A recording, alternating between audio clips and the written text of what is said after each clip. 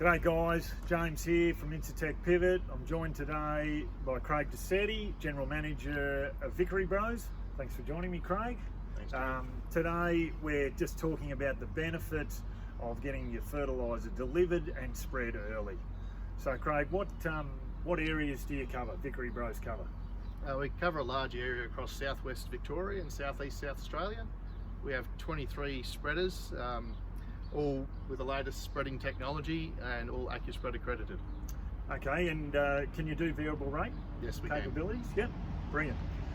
What's your peak spreading time?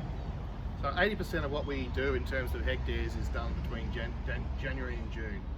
Our peak times March, April and May, and during that period our customers have to wait a little while to get the job done because of our demand. So putting it through in January and February reduces those times quite substantially. Okay, and on that, it's a very good point you make about getting it early. There's actually a paper written by Department of Ag in Victoria back in the 80s, so it's a paper that's been written for a long time about there's no differences to spreading early in the summertime as to spreading just before the break in late April or early May. So the earlier you can get it on, the better it is. So you've got that phosphorus in the ground, ready to go for all your annuals when the break comes. So Craig, what are your major constraints during that busy time? Well, during that time, it gets harder for our trucks to get the fertiliser out of the works. So there's a lot of people trying to get the fert at the same time. So that always holds our vehicles, our trucks up to get up to our properties.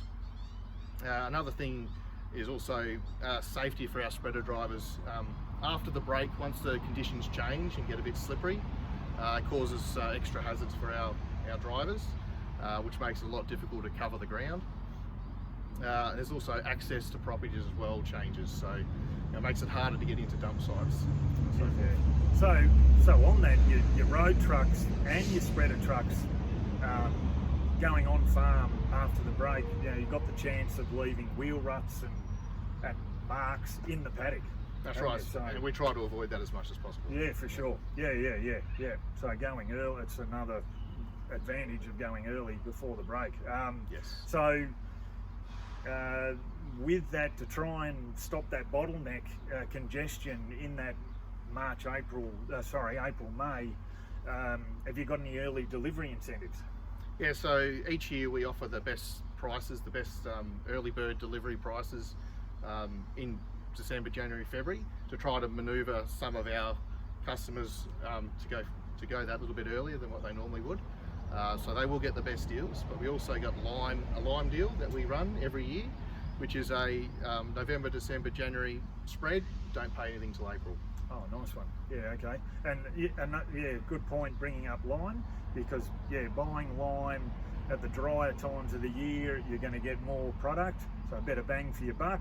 And also lime being water soluble, calcium carbonate, a lot of people don't incorporate it anymore, so you need those rain events coming through to wash it into your root zone.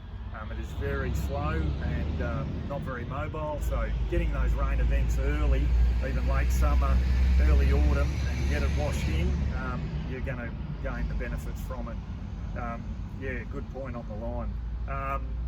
Craig, it's been a massive growing season for us pasture-wise. There's still grass everywhere now in early December. Does that create any risks for you or any constraints? With our machines that you can see behind us, they're quite high, so we're able to have a good visibility over the paddock when we are spreading, when there is a bit of longer grass. So that helps in that sense. What we've done over the last couple of years as well is we've compiled hazard information from our farms as well, so that gives our drivers information before we tackle a paddock or a property. So it gives us that opportunity to spread it with less risk. So it doesn't hold us back. Yeah, sitting up there, you get a good bird's eye view of what's in front of you for sure.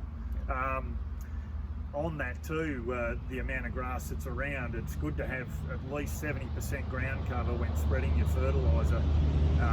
So spreading now in December, January is probably more beneficial with that ground cover than going in April, May, just before the break, when paddocks are a lot more bared out. So having good ground cover is an advantage. So, all right, I think that just about wraps us up. Craig, thanks for your time, and all the best for the coming fertiliser spreading season. Thanks, Jimmy. Good man.